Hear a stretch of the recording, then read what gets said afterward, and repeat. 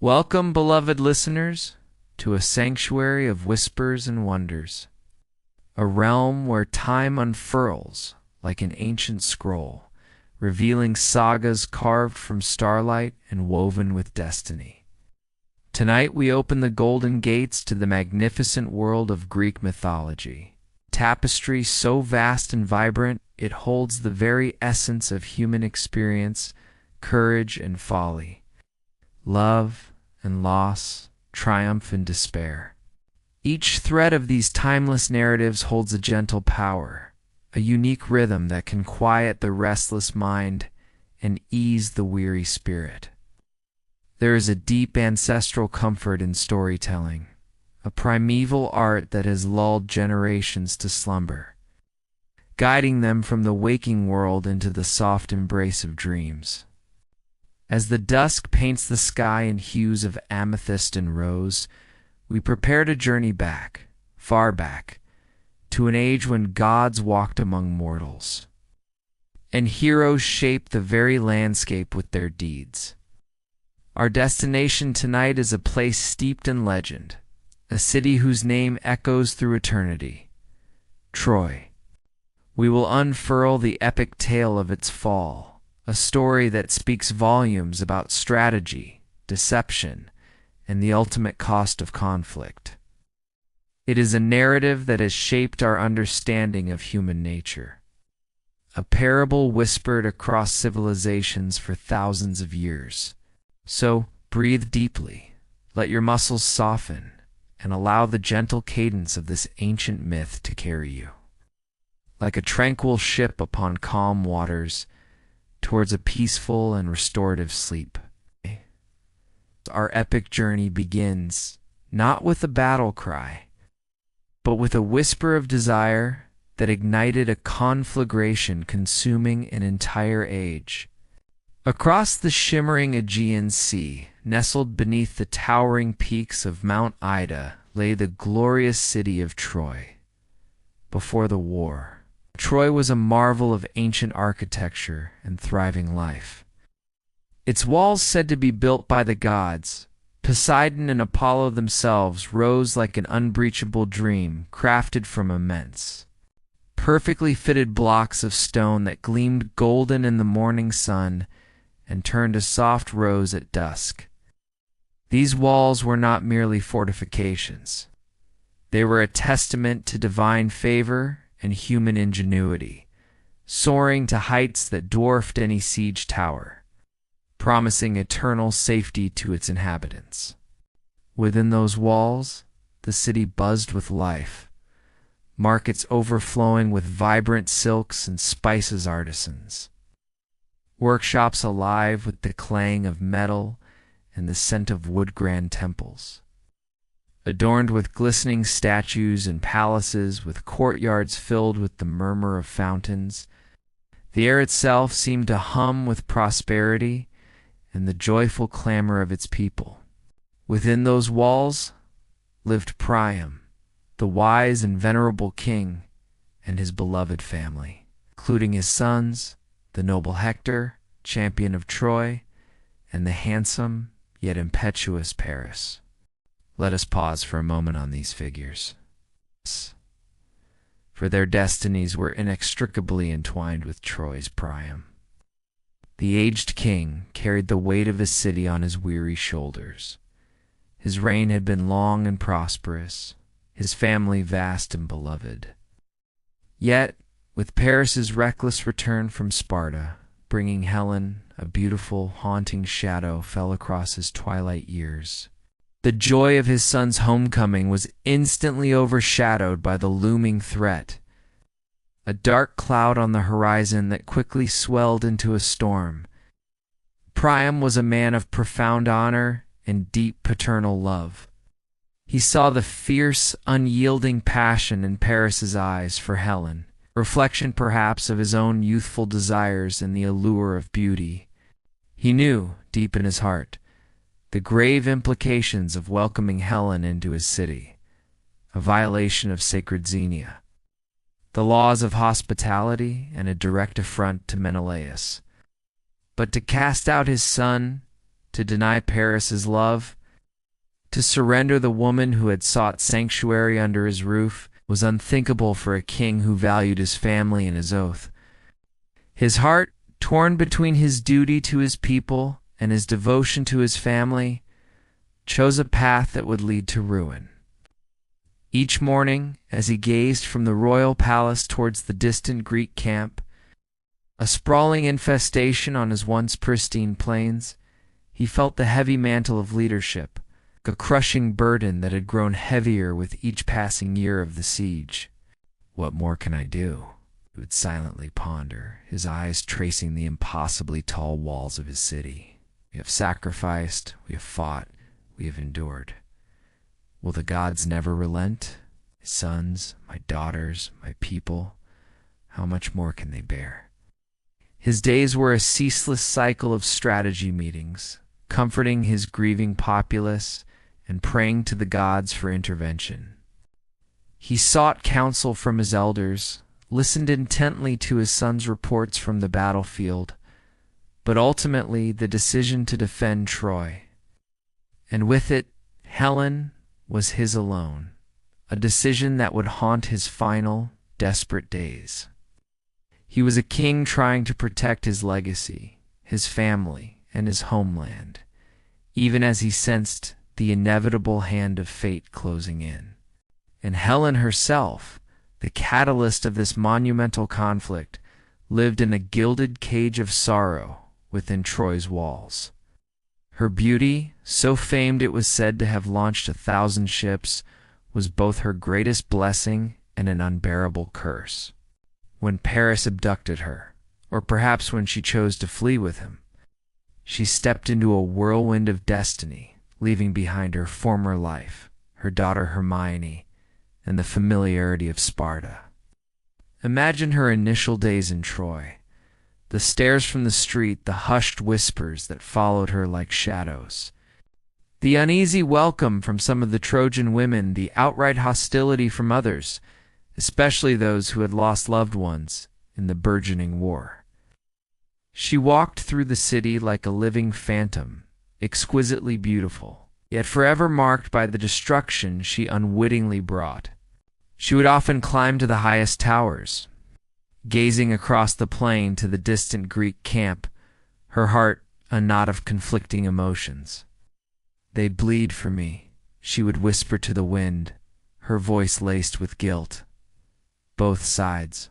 What have I done? Am I truly worth this?" She missed Sparta, the familiar faces of her handmaidens, the comforting routine of her old life with Menelaus. A life of quiet dignity before Paris's irresistible charm shattered it. She felt trapped, a prize, a symbol, a woman whose choices, or lack thereof, had reshaped the world, bringing ruin to two great civilizations. In the quiet hours, when the clamor of the city subsided and the sounds of distant battle were momentarily still, she would sit by her loom, her nimble fingers weaving intricate scenes of the very war she had caused her tears, often mingling unseen with the threads of crimson and gold. Her inner monologues would have been filled with profound guilt, aching regret, and a pervasive loneliness. A beautiful queen in a foreign land, watching the world burn for her sake, powerless to extinguish the flames. She was torn between her genuine affection for Paris, who had given her a new life, and the lingering sense of loyalty to Menelaus, her first husband, whose rage had fueled this endless conflict. It was Paris whose youthful heart was swayed by divine decree and his own longing, who journeyed to Sparta, to the palace of King Menelaus. There he encountered Helen, the queen, whose beauty was so transcendent it was said to have launched 1,000 ships. Indeed, Helen's loveliness was a gift and a curse bestowed by Aphrodite herself, bound by a solemn oath taken years before by all the Greek kings, an oath to protect Helen's choice of husband and to unite against any who might infringe upon it. Her abduction by Paris sparked an outrage that reverberated across the known world. Menelaus, heartbroken and enraged, invoked the oath. Calling upon his brother Agamemnon, the powerful king of Mycenae, to rally the full might of Greece. And so, the greatest armada the world had ever seen began to gather. From every kingdom, heroes and warriors answered the call. The fierce Achilles, son of a goddess, and his loyal companion Patroclus. The mighty Ajax, towering and indomitable. The wise and cunning Odysseus, king of Ithaca, the swift Diomedes, countless others, each bringing their own legends and their own destinies to the shores of Aulis.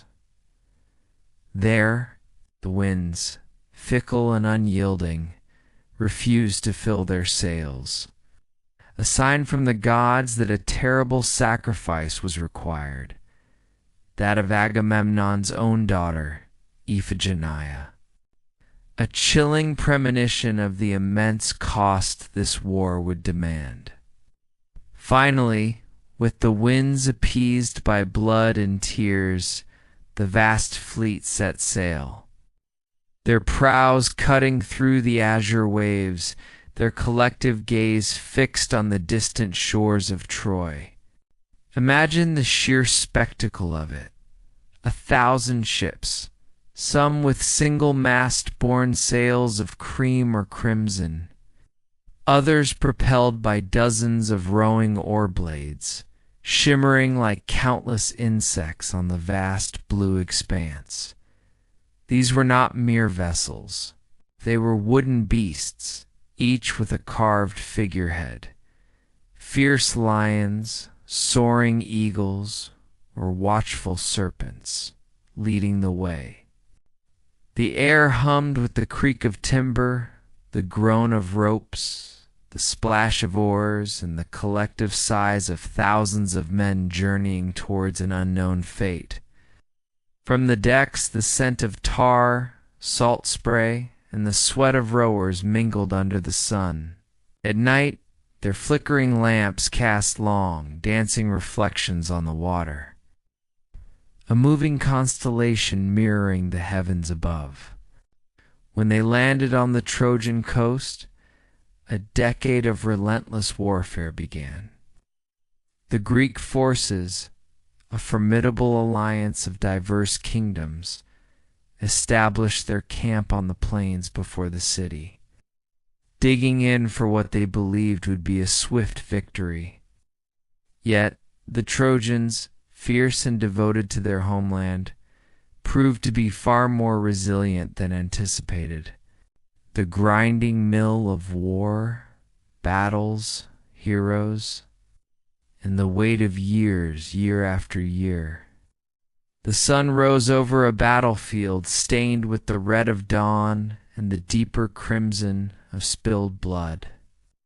The Greek encampment stretched for miles along the shore, sprawling city of tents, makeshift altars, and weary warriors. The very ground beneath their feet, once soft earth, had become a hardened, trampled expanse, worn smooth by countless footsteps. The air here was a constant mix of salt from the sea, the acrid temps of wood smoke from countless cooking fires, and the metallic, almost sweet scent of sweat and dried blood that never seemed to fully dissipate, clinging to their clothes and hair. The sounds were equally pervasive, the rhythmic murmur of waves gently lapping the shore, the distant clang of smiths mending dented armor, the mournful cries of gulls wheeling overhead, and the endless low hum of men living in close quarters. Bursts of rough laughter, whispered curses, old songs sung softly of home and the gentle. sad cadence of men sharing stories under the vast, starry sky. Food was often meager, dominated by hardtack, dry and flavorless.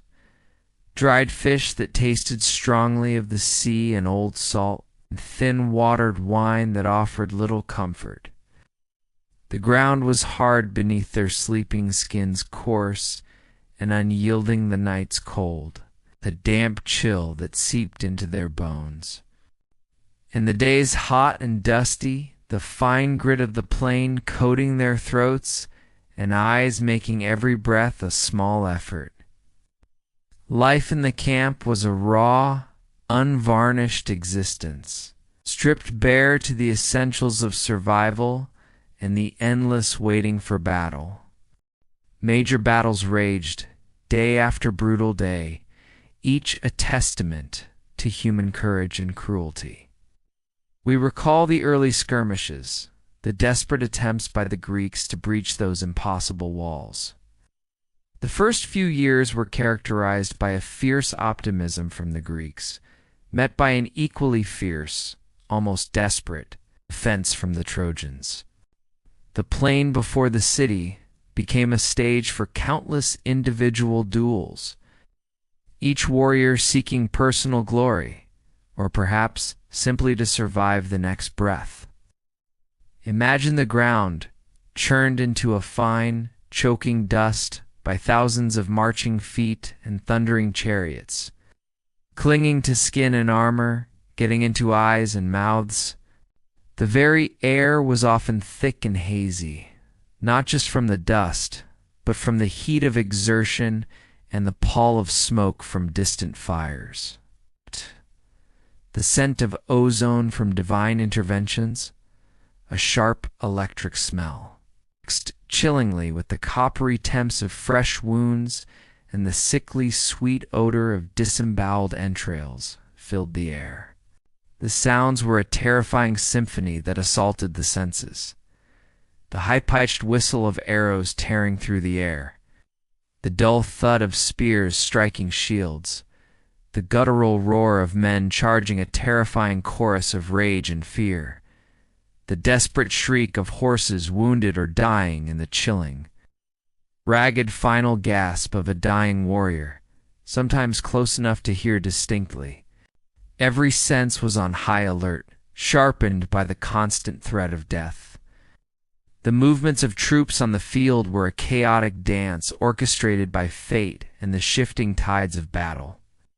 Phalanxes, tightly packed walls of shields and spears, would advance slowly, a relentless wave pushing against the enemy.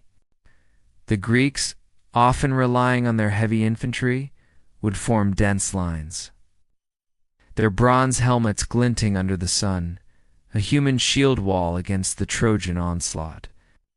The Trojans, in turn, used their swift chariots to harass the Greek flanks, their archers raining down arrows from the walls, making every advance a perilous journey. There were feints and counterfeints, desperate charges, and disciplined retreats. Commanders like Agamemnon and Hector would ride along their lines, shouting encouragement, their voices hoarse, urging their men forward into the grinding maw of conflict. Sometimes, the battle would coalesce around a single hero, a maelstrom of fighting around Achilles or Hector, their movements dictating the ebb and flow of the entire conflict. The emotional toll on the soldiers was immense, a silent weight heavier than their armor.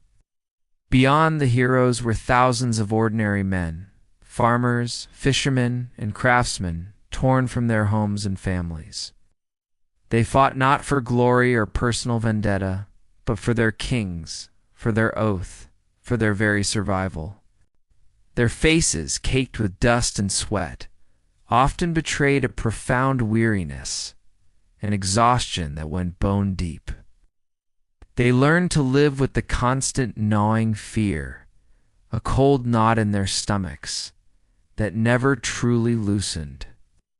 The camaraderie was fierce, forged in the crucible of shared danger. a grunt, a shared glance, a hand offered to a fallen comrade.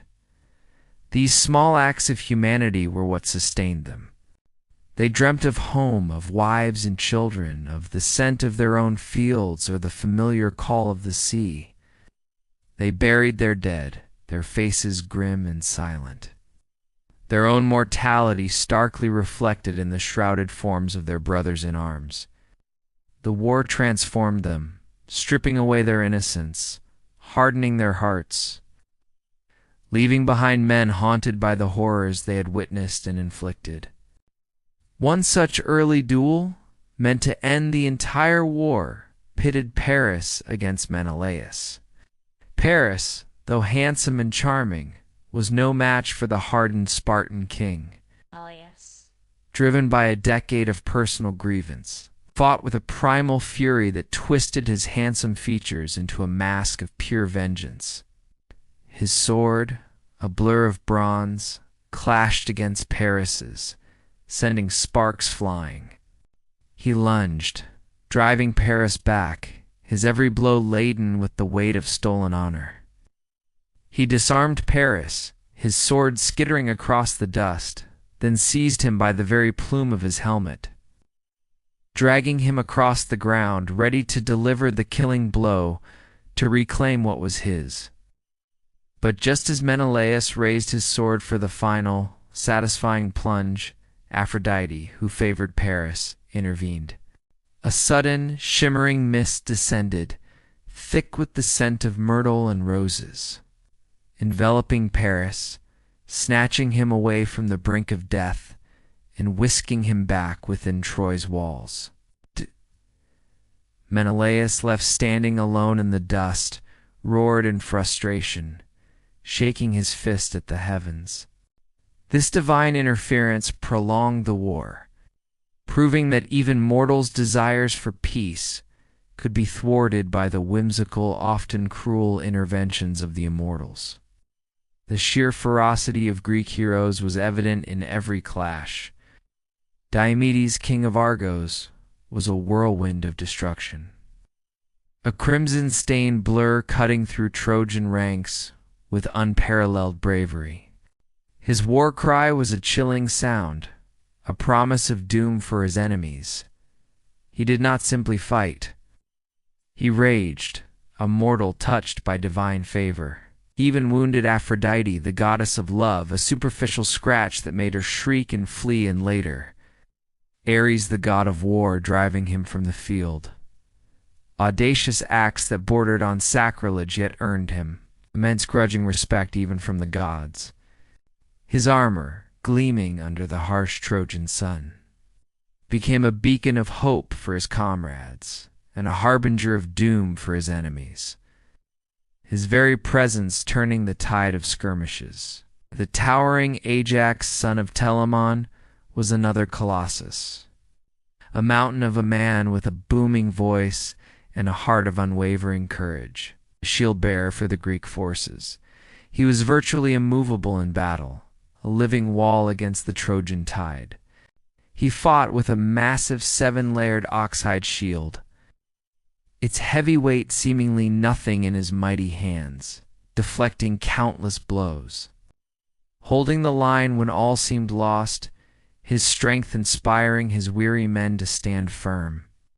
His duels with Hector were epic stalemates, contests of sheer will and raw strength that left both champions bruised, exhausted, and bleeding, yet unbroken. He represented the steadfast, unyielding resolve of the Greek forces, a silent, powerful presence amidst the chaos. His unyielding defense, a stark contrast to Achilles' fiery assaults. But the tapestry of the Trojan War was woven with countless other threads, smaller stories of courage, loss, and fate that contributed to the decade-long struggle. On the Greek side, there was Protesilaus, the very first Greek warrior to leap ashore at Troy. An oracle had foretold that the first Greek to touch Trojan soil would be the first to die. Despite knowing his grim destiny, Protesilaus plunged from his ship, leading the charge, only to be struck down by Hector's spear almost immediately. His sacrifice, though swift, cast a long shadow, a grim reminder of the price of glory. His wife Laodamia was so grief-stricken that the gods granted her a brief reunion with his shade, only for her to die embracing him once more, unable to bear the second parting. Then there was Philoctetes, a peerless archer, wielder of the bow of Heracles. Early in the war he suffered a gruesome snake bite on the island of Lemnos. The wound festered, emitting a terrible stench and causing him unbearable pain. The Greek commanders, unable to endure his cries and the foul odor, cruelly abandoned him on the deserted island, leaving him to suffer alone for 9 long years. Yet prophecies eventually revealed that Troy could not fall without Heracles' bow. And so Odysseus and Diomedes were dispatched against Philoctetes' bitter protests to retrieve him and his weapon. His reluctant return, still seething with resentment, underscored the Greeks' desperation and their willingness to exploit any means, however harsh, to secure victory. His venomous arrows, now turned against the Trojans, came a terrible force of destruction, culminating in his eventual slaying of Paris. On the Trojan side, 2 allies arrived, drawn by the renown of Troy or by a sense of duty. After Hector's death, the city's morale plummeted. But new hope arrived in the form of fierce allies. First came Penthesilea, the queen of the Amazons. A warrior woman of unparalleled skill and courage, she rode into battle with her fearsome Amazonian warriors, their axes flashing, their war cries echoing across the plain. She was a vision of wild beauty and brutal efficiency, cutting through Greek ranks, bringing renewed terror to the Achaeans. Achilles himself had to face her, and in a tragic twist of fate, he slew her in single combat. As her helmet was removed, Achilles, captivated by her beauty even in death, felt a pang of profound regret, a rare moment of tenderness for an enemy warrior. Her arrival, though brief, showcased the diverse, sometimes surprising forces drawn into Troy's final defense. Following the Amazons came Memnon, the magnificent king of Ethiopia, son of Eos, the goddess of dawn.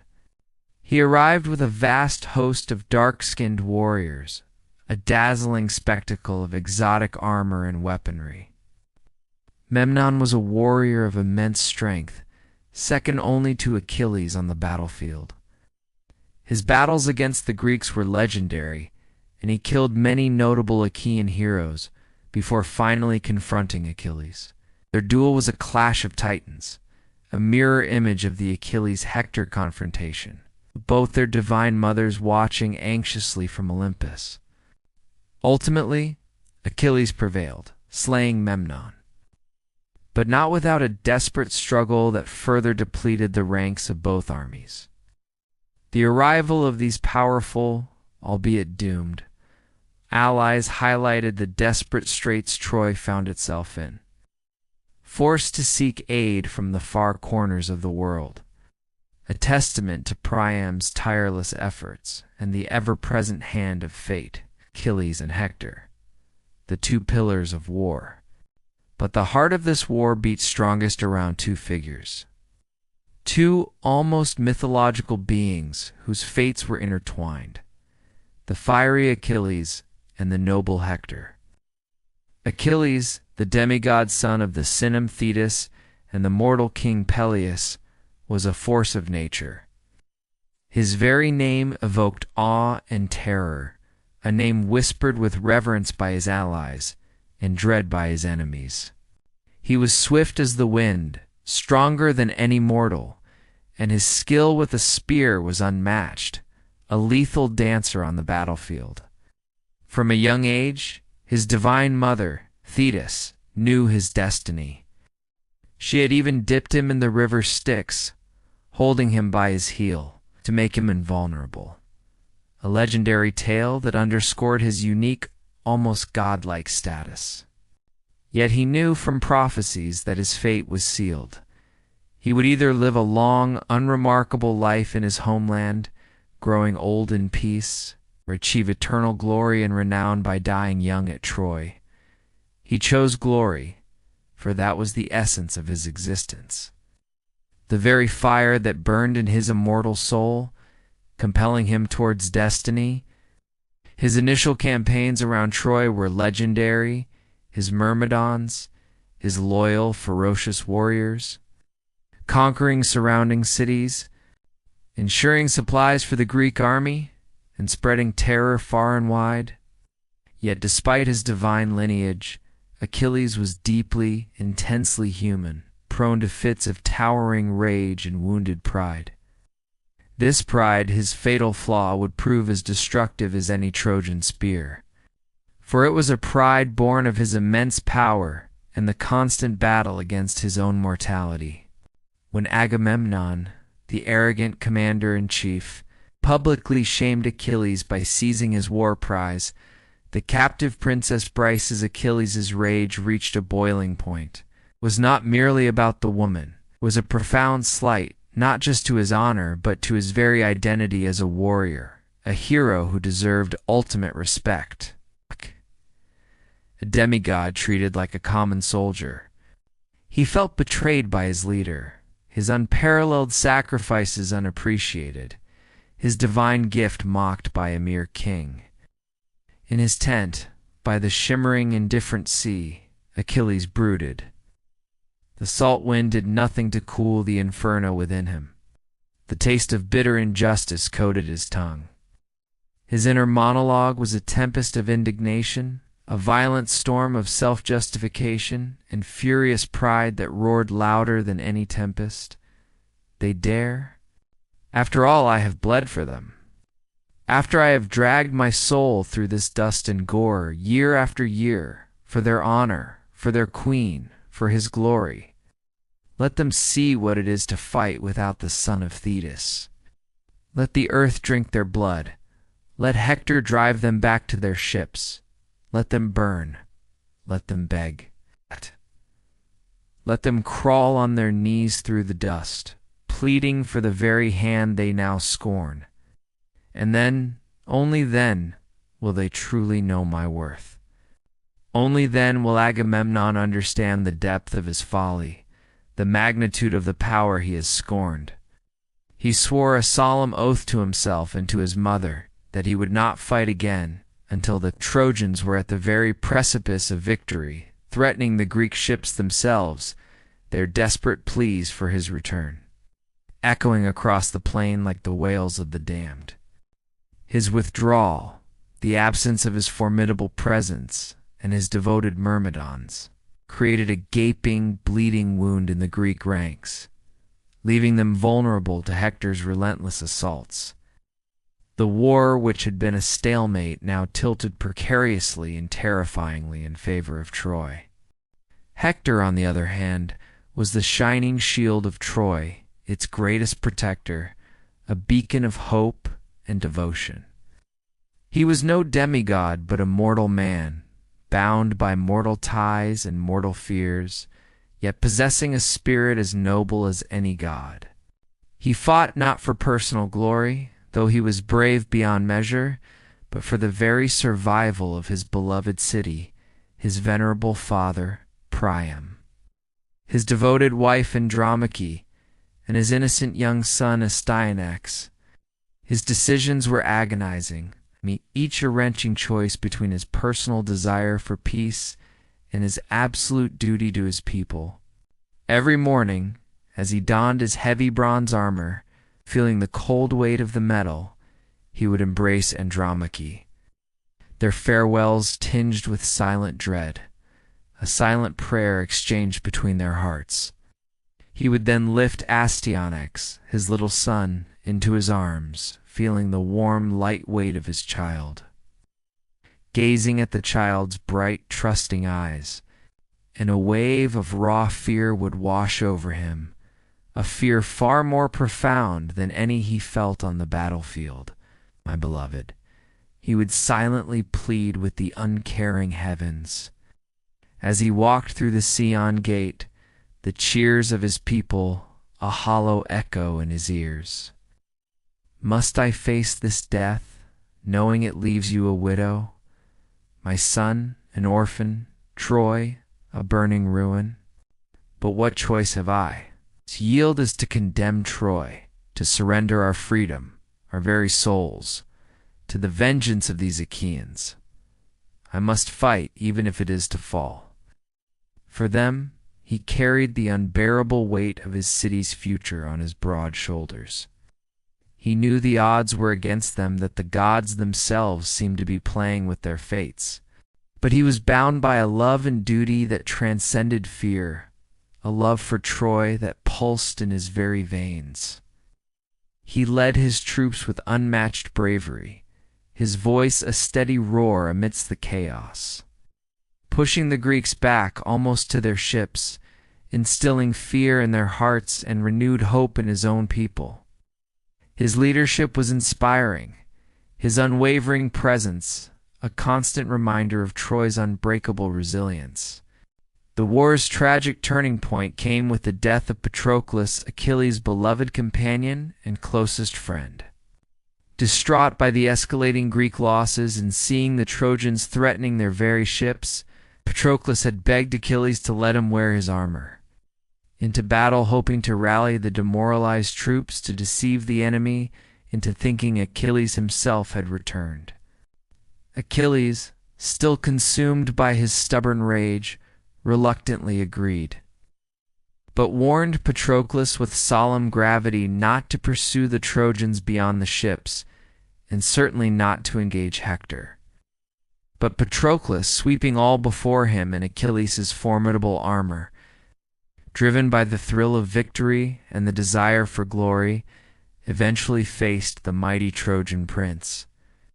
In a desperate struggle, Hector, aided by Apollo, who recognized Achilles' armor, managed to slay Patroclus, stripping Achilles' divine armor from his body as a trophy. The news reached Achilles like a thunderbolt, shattering his self-imposed exile, tearing through his pride and indifference. His rage, previously simmering, now exploded into an inferno of pure, unadulterated grief and vengeance.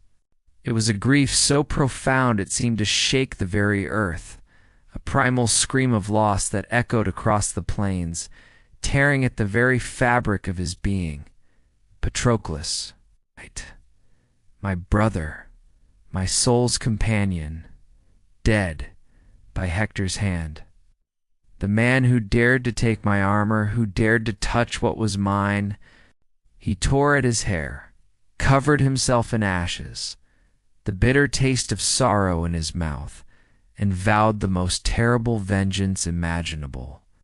His mother Thetis, sensing his agony, brought him new, magnificent armor forged by Hephaestus, the god of fire. Armor that glowed with an otherworldly light, a symbol of his terrifying rebirth as an instrument of divine wrath. Donning it, Achilles returned to the battlefield, no longer just a warrior, but a terrifying manifestation of divine fury and unbridled vengeance, a whirlwind of death. He cut down Trojans indiscriminately, his spear a blur of bronze, thirsting for Hector's blood, a singular, burning obsession that consumed his every thought, his every action. The duel between Hector and Achilles was inevitable, a brutal dance of fate that unfolded beneath the watchful eyes of gods and mortals, a tragic climax to a decade of conflict. Hector, despite knowing his doom was sealed, for he saw the glow of Achilles' new armor, and the unholy fury blazing in his eyes, faced Achilles. Not in foolish pride, but in a final, desperate act of defiance for his city and his honor. He ran briefly, driven by primal terror, the cold hand of fear clutching at his heart, but then turned, squaring his shoulders, determined to meet death with courage, to face his fate head-on. The clash of their bronze weapons, a deafening shriek of metal, the grunt of their efforts, the dust kicked up by their furious dance. It was a moment frozen in time, witnessed by the heavens, a clash that decided the fate of a city. Achilles, fueled by grief beyond measure, was merciless. He pierced Hector's throat, ensuring a fatal blow, a gurgle of final breath escaping the Trojan hero's lips, his eyes dimming as he fell. But his vengeance was not sated by death alone. In a horrific act, Achilles, consumed by his blinding fury, tied Hector's body to his chariot and dragged it, again and again, through the dust, around the very walls Hector had so fiercely defended, defiling the corpse of Troy's greatest hero. This act, while avenging Patroclus, signaled a deepening of Achilles' soul, a descent into a cold, brutal fury, and a profound, irreplaceable loss for Troy. King Priam, from the walls, watched in agonizing horror, his eyes streaming tears of helplessness, seeing his son, his hope, dragged in the dust, a final, cruel mockery of all that was noble and good. Later, in a scene of profound pathos and unexpected empathy, Priam would brave the Greek camp, walking alone through the enemy lines, a frail old man begging Achilles for Hector's body, a plea that finally stirred a flicker of human compassion in the Greek warrior, leading to a temporary truce born of shared sorrow and the common ground of mortality. Through all these years, the war settled into a grinding, desperate stalemate. The Greeks could not take the city by force, and the Trojans could not drive the Greeks back into the sea. The cycle of skirmishes, sieges, and duels continued, each spring bringing new battles, each winter a brief, uneasy respite. The plain before Troy became a graveyard, the air thick with the dust of fallen warriors and the echoes of their final breaths. Both sides were weary, their resources strained, their spirits flagging. The sheer impregnability of Troy's walls, combined with the unwavering courage of its defenders, created an impasse that no direct assault, however mighty, could break. The time for conventional warfare had passed. A radical, cunning, and desperate strategic solution was not just desired. It was absolutely essential to end this agonizing, decade-long war. The very fate of both civilizations hung precariously in the balance, waiting for a spark of genius or a touch of divine intervention. The cunning of the Greeks, the whispers of a wooden shadow, and the deceitful gift.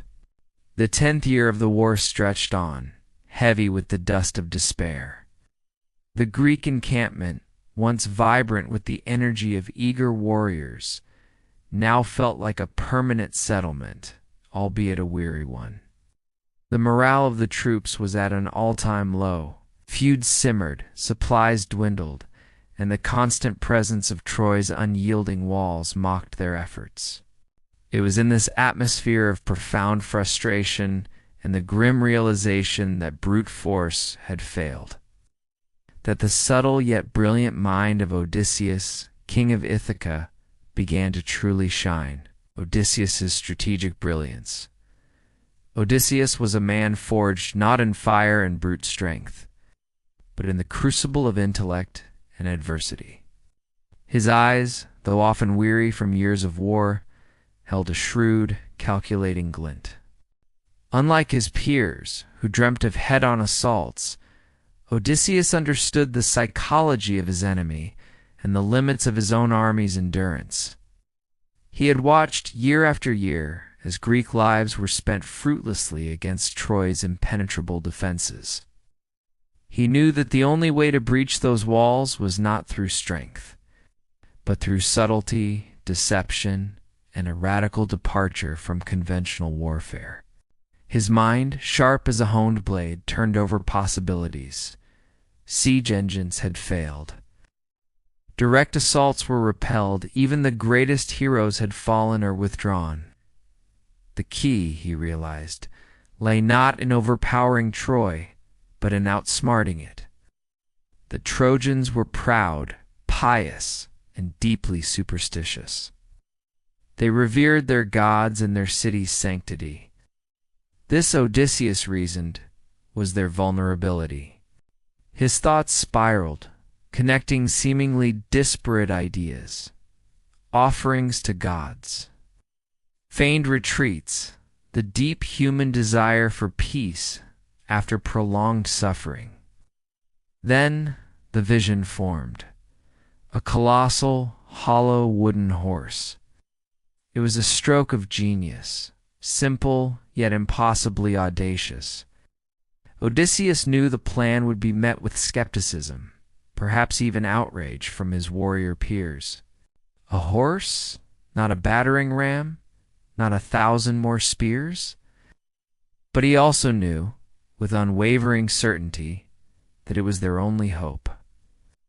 He would have to convince Agamemnon, the hesitant Ajax, the mourning Menelaus.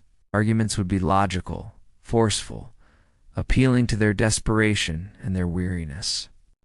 Troy cannot be taken by force, he would have stated, his voice calm yet insistent, but it can be taken by guile. We will offer them a symbol of their victory, a gift to their gods, and they, in their pride and exhaustion, will bring their own destruction within their walls. The construction of the deceptive masterpiece. Once the skeptical commanders were convinced, the work began in utmost secrecy, under the cloak of night and the watchful eyes of trusted lieutenants. A master carpenter and engineer, Achaeans, a man renowned for his skill with wood and ingenious mechanisms, was chosen to oversee the construction. He was given precise, chilling instructions, though only a select few truly knew the horse's ultimate deadly purpose. They selected the finest, stoutest timbers, cutting them from the ancient forests of Mount Ida. Timbers that had perhaps witnessed the very beginning of the war, now destined to witness its end. The air around the clandestine workshop was thick with the rich, resinous scent of fresh-cut pine and cedar, mingling with the damp earth and the salty breeze from the nearby sea. The rhythmic thud of axes echoed softly, absorbed by the vastness of the empty camp. The construction of the Trojan Horse was a monumental feat of engineering, stealth, and artistic deception. Imagine, if you will, the hushed sounds of saws rasping through thick planks, a dry grating whisper in the night. The rhythmic thump of hammers driving wooden pegs, a dull resonant beat. The low whispers of men working under the pale moonlight, their voices barely audible above the chirping of crickets. The horse was designed to be monumental, a testament to Greek craftsmanship, deliberately impressive to lull Trojan suspicion. Its dimensions were staggering, standing taller than 2 men, its belly wide enough to comfortably conceal a contingent of elite warriors. Skin was made of intricately fitted planks, smoothed and stained to appear seamless, like the hide of a living creature. The outer surface felt cool and slightly rough under the touch, a testament to the hurried but careful craftsmanship. They engineered a hidden trapdoor, cleverly disguised within the horse's belly or flank. A panel that could be opened from the inside with a cunning mechanism, allowing the warriors to emerge. Every joint was meticulously fitted, every surface smoothed, every detail carefully considered to present it as a work of art, worthy of divine patronage. Carved lines mimicked the powerful musculature of a stallion, its head held high, its eyes, though hollow, seemed to gaze towards Troy with a solemn, almost mournful expression. It was a masterpiece of illusion, a wooden monument to their decade of siege, meant to stand as a symbol of Greek defeat and Trojan triumph. The selection of the warriors to be concealed within its belly was a critical decision made solely by Odysseus. He chose the very best, not just for their fighting prowess, but for their discipline, their courage under immense psychological pressure, and their unwavering loyalty. 30, perhaps even 50, of the finest Greek fighters were chosen. There was Odysseus himself, naturally, for his leadership and composure. The fiercely vengeful Menelaus, whose personal quest had started the war, a powerful Diomedes, his battle-hardened face grim with resolve. The courageous Neoptolemus, Achilles' young, fiery son, eager to prove his valor and avenge his father's death, and other heroes whose names were whispered in legend.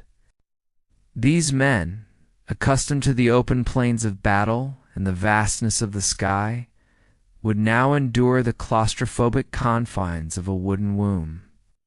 Imagine the feeling within the horse, the stifling air, heavy with the strong, fresh scent of cut wood, mixed with the pungent aroma of nervous sweat and stale breath. The air grew warmer with each passing moment, trapping their body heat. The oppressive darkness, broken only by thin slivers of golden light filtering through unseen cracks in the planks, turning the interior into a dizzying maze of shadows. Each creak of the timber above them, a low, groaning sigh. Each muffled thump from outside, a resonant boom. Each distant sound of the unsuspecting Trojans moving about their city, their shouts of joy, their celebratory songs, amplified within their confined space, a cruel taunt. They stood shoulder to shoulder, their heavy bronze armor pressing uncomfortably against them, the cold metal against their skin contrasting with the rising heat. Their weapons were clutched tight, their breaths shallow and deliberate, trying to conserve the precious thinning air. The wood pressed against them from all sides, rough and unyielding to the touch. A constant physical reminder of their precarious, utterly exposed position. The tension inside was a palpable living thing, a shared breath held for hours that felt like eternities. Each man keenly aware of the beating hearts of his comrades and the terrible gamble they had undertaken. The grand deception, the retreat and Sinan's masterful performance, the most crucial element of the plan. However, was the elaborate deception that would accompany the horse. The entire Greek army would appear to abandon their decade-long siege. They would dismantle their vast encampment, not slowly, but with a sudden, almost frantic haste, burning their huts and supplies, creating a convincing illusion of a hasty, desperate retreat, the air filled with the thick, choking smoke of their burning shelters, the sounds of tearing canvas and the hurried, decisive movements of men, the crackle of flames, the whoosh of collapsing timbers, the distant shouts of orders, all part of the orchestrated chaos. Their entire fleet would then sail away, not back to Greece, but just out of sight to the nearby island of Tenedos. As the sun began to set, painting the sky in fiery hues of orange and purple, the last of the Greek ships vanished behind the distant horizon. The plain before Troy was left utterly empty, save for the smoking embers of their camp, where the scent of burnt wood lingered in the evening air, and the immense, silent wooden horse. Above it all, the starry night began to unfurl, a vast velvety canvas dotted with countless pinpricks of light. The stars, ancient and indifferent, seemed to observe the silent horse, a wooden shadow beneath their cold gaze. The crescent moon, a sliver of silver, cast long, distorted shadows across the desolate plain, making the horse appear even more enigmatic, a silent sentinel under the cosmic silence. The air grew cool, carrying only the faint scent of salt and the whisper of the night wind, a deceptive peace descending upon the land where war had raged for so long. Left behind, alone on the desolate plain before the massive horse, would be a single man, Sinon, this young Greek warrior. Chosen by Odysseus for his sharp wit, his exceptional acting ability, and his undeniable courage, was the final, most delicate piece of the elaborate puzzle.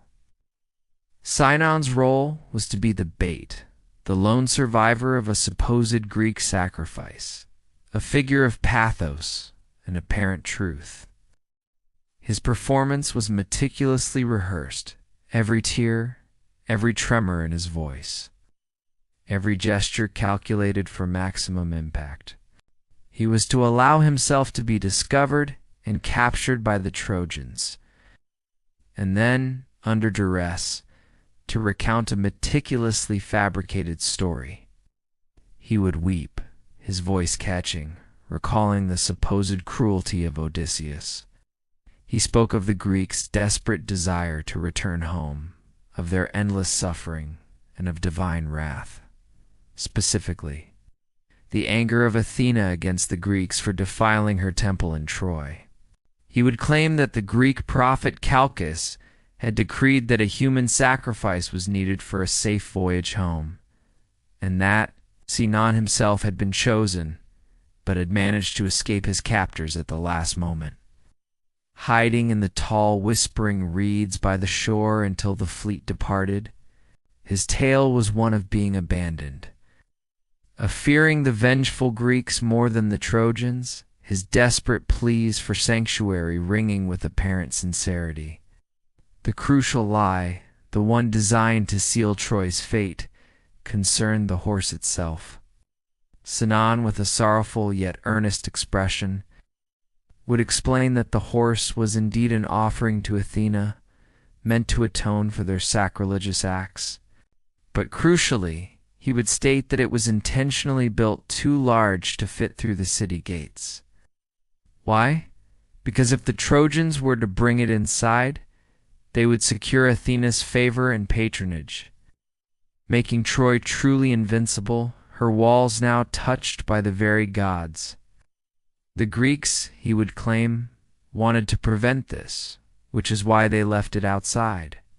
This last detail was a masterstroke of reverse psychology, appealing directly to their pride, their piety, and their long-held desire for divine protection. Sinon's ability to convey genuine fear, desperate hope, and a convincing narrative of betrayal would be the key. He had to be utterly believable, a pitiable figure caught between two warring factions, seeking only sanctuary. The taste of dust in his mouth, the strain in his throat from his feigned cries, the nervous flutter in his chest. He pushed through it all, knowing the fate of his entire army rested on his performance. And so, with the plan meticulously laid, the stage was set. The great wooden horse stood silent and ominous on the Trojan plain, a monument to a war that seemed, at long last, to be ending. The very air hummed with the tension of the gamble, a breath held across two civilizations. As the world waited to see if the cunning of the Greeks would finally succeed in breaching the unbreachable, the fall of Troy, the whispers within the walls, the scream of betrayal, dawn of deception, the Trojans' discovery as the first rays of dawn stretched across the Trojan plain, painting the horizon in pale shades of gold and rose, a strange, unnatural silence hung heavy in the air. For 10 long years, this dawn chorus had been a cacophony of war, the distant clang of Greek armorers, shouts of sentinels, the groan of siege engines. But today, the silence was absolute, a profound stillness that was more unsettling than any battle cry. From atop their mighty walls, the Trojan sentinels peered down, their eyes wide with disbelief, then widening further with a dawning joyous hope. The Greek camp, which for a decade had sprawled like a menacing scar across the plains, was utterly empty. The 1,000 ships that had blackened the shoreline were gone, vanished without a trace, leaving only the smoking ruins of their huts and looming in the center of the plain. A gigantic, intricately carved wooden horse. A cautious buzz began to ripple through the city, quickly swelling into a roar of excited shouts. Could it be true? Could the long, grueling war finally be over?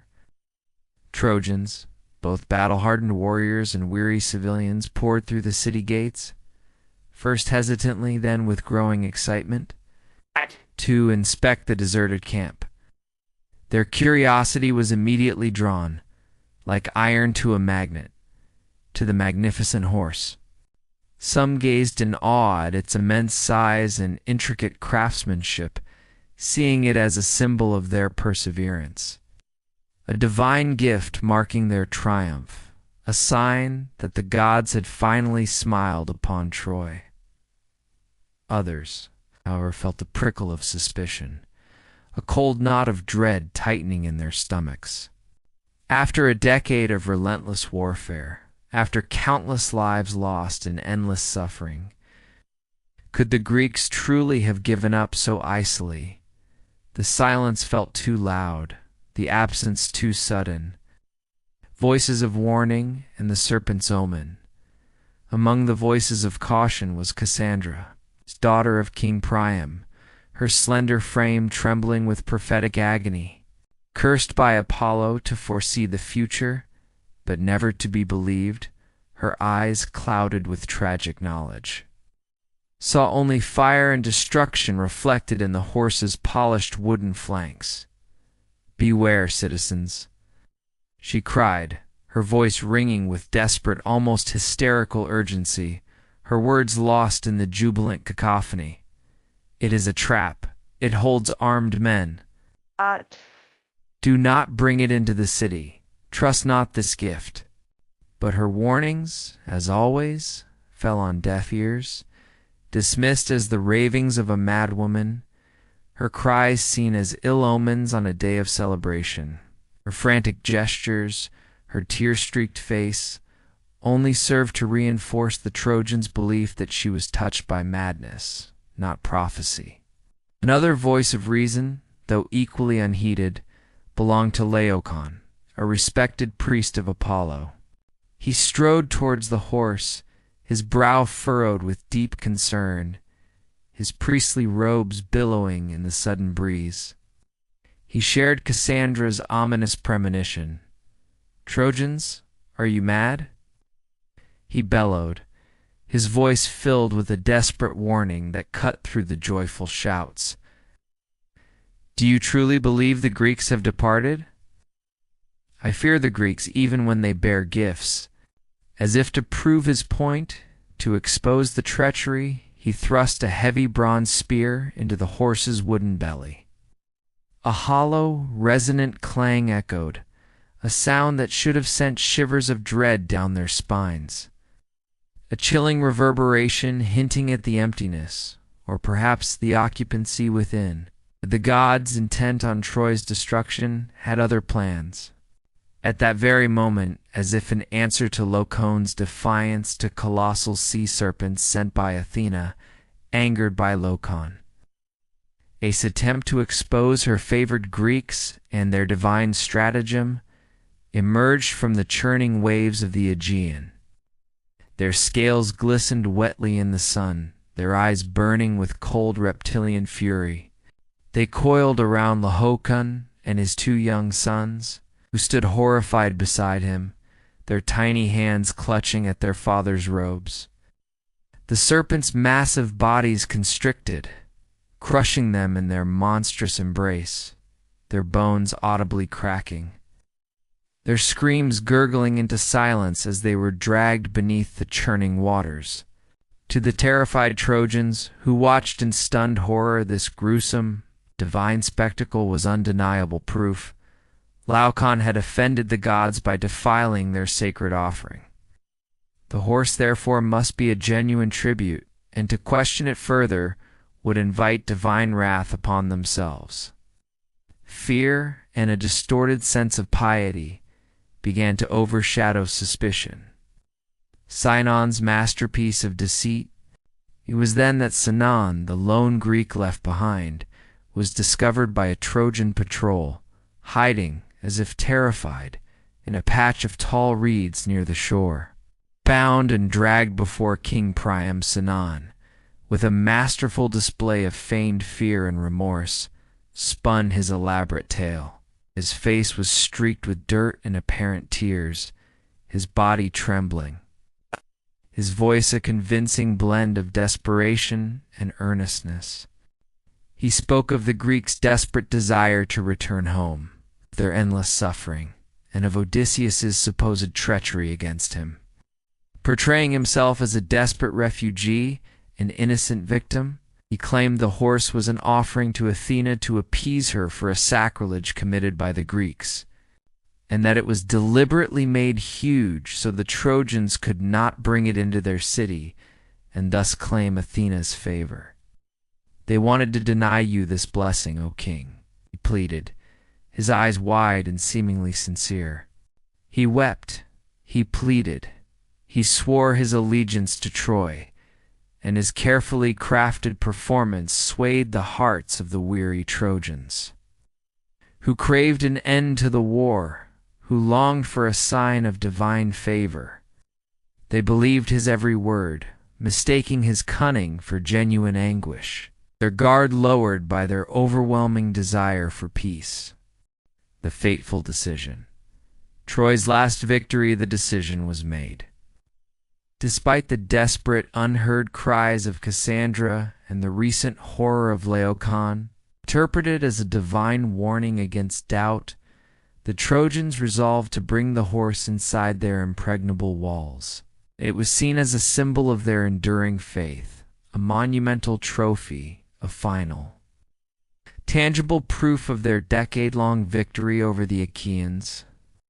A wave of collective euphoria swept through the city. They cheered, their voices raw with pent-up celebration. They embraced each other in the streets. They began the arduous task. The horse was indeed too tall to pass through the mighty Sion gate, Troy's grand entrance, a gate that had withstood every assault. So, in a moment of fateful pride, blinded by their impending victory, the Trojans tore down a section of their sacred wall, a breach they created with their own hands, an act that would prove their undoing. With massive ropes and straining oxen, with hundreds of men pushing and pulling, the colossal wooden beast was laboriously dragged. Piece by piece, plank by groaning plank, into the very heart of their city. The ground trembled with its immense weight. The air resonated with the triumphant cries of the crowd, the rhythmic thud and creak of the horse being pulled, and the eerie, unheard silence of Cassandra's silent tears, watching her city walk into its own grave. The last night of Troy. Celebration and hidden terror as night descended upon Troy. The city erupted in a fervor of celebration unlike any seen in a decade. The war was over. The very stones seemed to sing with relief. Wine flowed freely, its sweet, intoxicating scent mingling with the savory aroma of roasted meats and the sugary fragrance of sweet pastries baked for the unprecedented feast. Laughter, loud and unrestrained, echoed through the streets, carried on the cool evening breeze, a sound of pure, unadulterated joy that had been absent for a decade. Torches flickered and danced, casting long, leaping shadows. illuminating the dancing figures in the city squares, their silhouettes twisting and swaying in uninhibited celebration. Weary souls, exhausted by 10 years of siege, found solace in the dream of peace, embracing each other, believing the long nightmare was finally at an end. Feasting and revelry consumed every corner of the city, from the grand palaces to the humblest homes. A false sense of security settling over every household, a blanket woven from exhaustion and relief, draped over a hidden abyss. But within the belly of the wooden horse, standing silent and ominous in the central square, a different kind of tension simmered. The elite Greek warriors, 30, perhaps 50 men, were cramped and silent in the suffocating darkness. They had heard the cheers of the Trojans as they were dragged into the city. Each joyous shout a dagger to their hearts, yet also a confirmation of their plan's incredible success. The air inside was thick and stale, heavy with the strong, fresh scent of cut wood, mixed with the pungent aroma of nervous sweat and the stale breath of men held captive by their own daring. The air grew warmer with each passing moment, trapping their body heat in the confined space. The oppressive darkness was broken only by thin slivers of golden light filtering through unseen cracks in the planks, turning the interior into a dizzying maze of shadows. Each creak of the timber above them, as the horse settled, was a low, groaning sigh. Each muffled thump from outside, a resonant boom that vibrated through the wooden shell. Each distant sound of the unsuspecting Trojans moving about their city, their shouts of joy, their celebratory songs, the distant strumming of lyres, all amplified within their confined space, a cruel, mocking taunt. They stood shoulder to shoulder, their heavy bronze armor pressing uncomfortably against them. The cold metal against their skin, contrasting sharply with the rising heat of their shared anxiety. Their weapons were clutched tight, their breaths shallow and deliberate, trying to conserve the precious thinning air.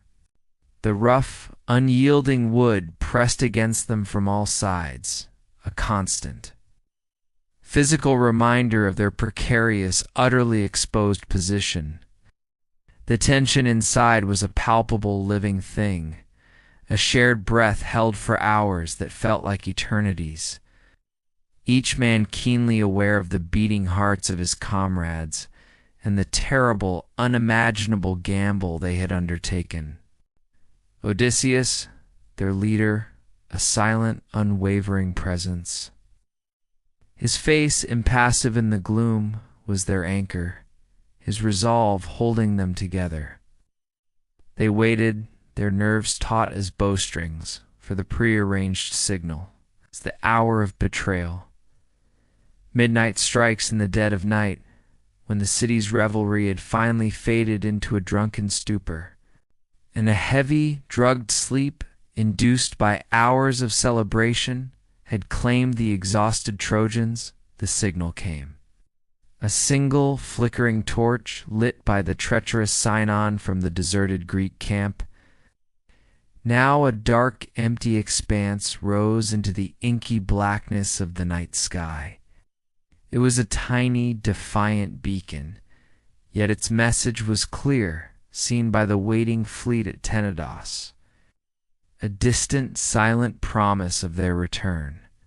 Inside the horse, Odysseus, his eyes glinting in the faint light, gave the silent, momentous command.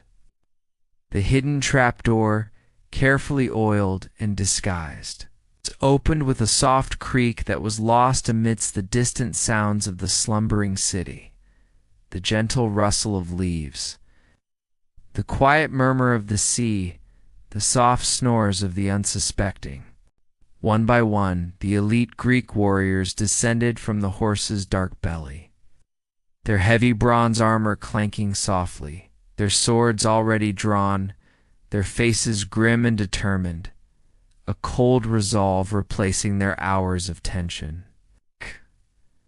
Silence was their first weapon. They moved like shadows, like ghosts, through the sleeping city, their soft leather sandals making barely a sound on the ancient cobblestones. Their eyes scanned every shadow, every doorway, their senses acutely sharpened after their long confinement. The few guards who remained conscious, dulled by drink and surprise, were swiftly and silently dispatched, their lives extinguished with a whispered sigh, a brief struggle in the dark. Their first and most crucial objective was the open section of the wall, the very breach the Trojans had made, and the main city gates. With practiced, silent efficiency, they unbarred the massive gates, heavy with ancient rust and disuse, pushing them open with a slow, grinding groan that seemed to echo ominously in the stillness. And then, as if from the very depths of the sea, from the dark embrace of the horizon, the Greek fleet reappeared. Their prows cut through the calm waters, sleek and dark against the moonlit expanse, like a school of predatory sharks. Thousands of oars dipped and rose in unison, propelling the ships towards the now open gates. Their silent approach a terrifying counterpoint to the sleeping city. Their sails, previously furled, billowed open, catching the night wind like silent, predatory wings pushing them onward towards their terrible purpose. They landed on the unguarded shore, and thousands upon thousands of Greek warriors, 10 years of pent-up fury, frustration, and vengeance unleashed, poured into the no-vulnerable city. The air, which had been thick with the scent of wine and celebration, was suddenly rent by the clang of bronze, the guttural shouts of men, and the first terrified, piercing screams as the massacre began, the night of fire and blood. Troy's last breath, the surprise attack on Troy, was brutal and absolute. The celebratory shouts of the evening turned into agonizing screams of terror as the Trojans awoke to the horrifying reality of invasion. Almost instantly, the city was engulfed by fire. Its tongues of flame, like hungry red serpents, licked greedily at the wooden structures, devouring homes and temples alike, turning ancient sacred buildings into colossal torches. The crackling roar of the blaze became a monstrous symphony, a devouring sound that drowned out the cries of the dying. The air grew thick and acrid with the unbearable smell of burning timber, scorching cloth, and the sickly sweet, horrifying stench of burning flesh. Smoke, black and suffocating, billowed into the night sky, a vast, dark shroud that obscured the stars and painted the heavens a terrifying, hellish orange, illuminating the carnage below. The light from the inferno cast grotesque, dancing shadows across the ancient stones, making familiar streets unrecognizable, turning beauty into a nightmare landscape. The Greeks, fueled by years of siege and a desire for vengeance, showed no mercy.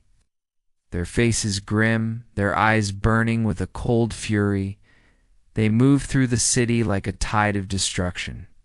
The streets, once bustling with life, ran red with blood, gleaming wetly in the flickering, hellish light reflecting the flames above. Noble houses, once grand and filled with generations of life and laughter, were ransacked, their treasures looted, their inhabitants slaughtered without distinction. Young and old, warrior and civilian, met the same grim fate. The cries of women, the terrified shrieks of children, the desperate pleas of men were swallowed by the roar of the fire and the clash of swords. King Priam, ancient and frail, his strength long since faded, met his tragic end at the very altar of Zeus. Clinging to the sacred stones, seeking a futile sanctuary in the face of absolute savagery, his thin, white hair, illuminated by the inferno, was stained with his own blood as he was cut down by Neoptolemus. Achilles' brutal son, a young warrior inheriting his father's mercilessness. His queen Hecuba, her heart already shattered by the loss of her husband and countless children, and the other. Trojan women witnessed the slaughter of their remaining sons, their faces streaked with soot and tears, their bodies trembling with grief and terror before being dragged away into slavery, their mournful wails swallowed by the unceasing roar of the fire.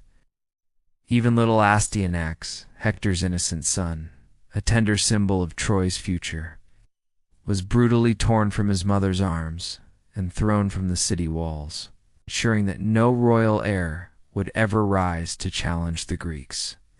The city, once a jewel of the ancient world, its stones warm with centuries of life, its air vibrant with culture and prosperity, was utterly annihilated. Its magnificent structures, its towering walls that had defied a decade of siege, its vibrant life, all were reduced to smoking ruins and ashes, glowing embers against the dawn of a new, desolate day. The golden age of Troy was over, extinguished in a single night of deception and merciless vengeance. The fall of Troy was not merely a defeat, it was an obliteration, a stark and terrifying testament to the ultimate consequences of a war born of pride, passion, and finally, profound cunning. The legacy of the Trojan Horse, a story for the ages, a whisper to your dreams. The ashes of Troy have long since settled, carried by the winds across the plains and into the distant sea. Yet the story of the Trojan Horse continues to echo through the corridors of time, not merely as a tragic tale of a city's demise, but as a timeless parable that has resonated through millennia, offering profound insights into the human condition. It is the quintessential narrative of deception, stark reminder of the dangers of trusting the unknown, of accepting gifts without scrutinizing their true intent. The wooden horse, a symbol of apparent peace, an offering to the gods, concealed a deadly ambush. It taught us that appearances can be deceiving, that seemingly innocuous gifts can hide malevolent intentions, and that the greatest threats often come disguised as our deepest desires or perceived triumphs. The impact of this ancient story is so profound that it has woven itself into the very fabric of our language and thought. Today, we speak of a Trojan horse, in various contexts, in the digital realm, a malicious computer program disguised as something benign, infiltrating systems to wreak havoc. In politics, a hidden agenda masked by appealing rhetoric. In personal relationships, a deceptive offer that comes with unseen harmful strings attached. The story continually encourages us to cultivate a healthy skepticism, to look beyond the surface, to question motives, and to be ever aware of the subtle tactics of manipulation. It nudges us to develop critical thinking, to listen to our inner voice of caution. Even when the clamor of excitement or the promise of easy victory tries to drown it out. As our journey through this ancient myth draws to a gentle close, let the echoes of Troy's fall and the cunning of Odysseus fade into the soft contours of your mind. This story, like all great myths, offers more than just a captivating narrative. It offers wisdom, a silent guide in a complex world. It reminds us that even in tales of war and destruction, there are lessons of prudence, foresight, and the enduring consequences of choices made. Now, as the moonlight filters through your windows or the soft darkness of your room enfolds you. Allow The gentle rhythm of this ancient narrative to wash over you, soothing away the last vestiges of the day. Embrace the power of these stories, these timeless myths, to guide your thoughts from the waking world into a peaceful slumber. May the wisdom of the ages settle deep within you, bringing not worry, but a quiet understanding. And as you drift into the realm of dreams, may your rest be deep, undisturbed, and filled with the serene magic of a truly tranquil night.